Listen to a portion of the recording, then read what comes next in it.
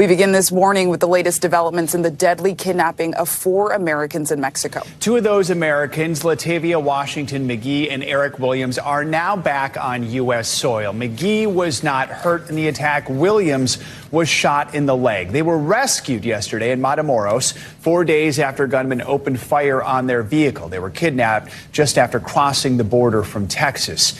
2 others in the group are dead. They have been identified by family members as Shaid Woodward and Zindel Brown. Now, the state where this happened, the governor said an innocent Mexican bystander was also killed in the attack. And now this morning, families of the victims are speaking out about the harrowing ordeal. NBC News correspondent Ellison Barber joins us from Lake City, South Carolina. That is where the victims are from. Ellison, good morning. So what are the latest details we have on the rescue? And do we know at this point, was this a case of kidnapping for ransom?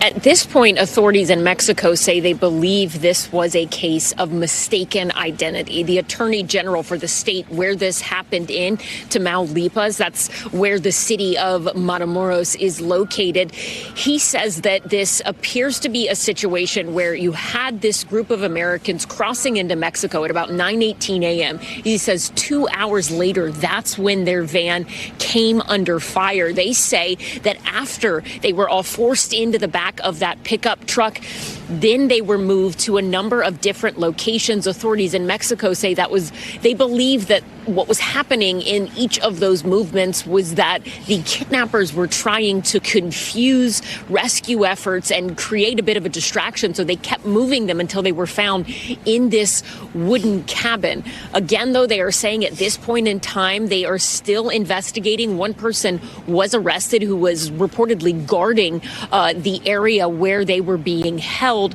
But in terms of the motivations behind what initially took place, they say it seems like this was simply a case of being in the wrong place at the wrong time. This state of Mexico, it does have a very high travel warning from the State Department. It's listed as do not travel. And the reason the State Department gives for that is they say because there's a risk of high crime in this area and also kidnapping.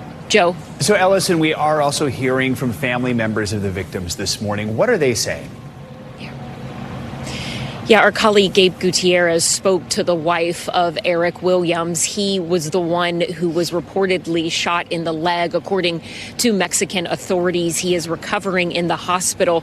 His wife confirmed that she spoke to him as he was heading into surgery. Here's more of what she told Gabe. I didn't know anything until Sunday morning. When the FBI came, everything just seemed so surreal to me. I am very happy that he's alive, but I'm also heartbroken for the other family who can't say the same. The mayor of this city, Lake City, confirmed that all 4 of the victims here had ties to this community. This has been described as their hometown.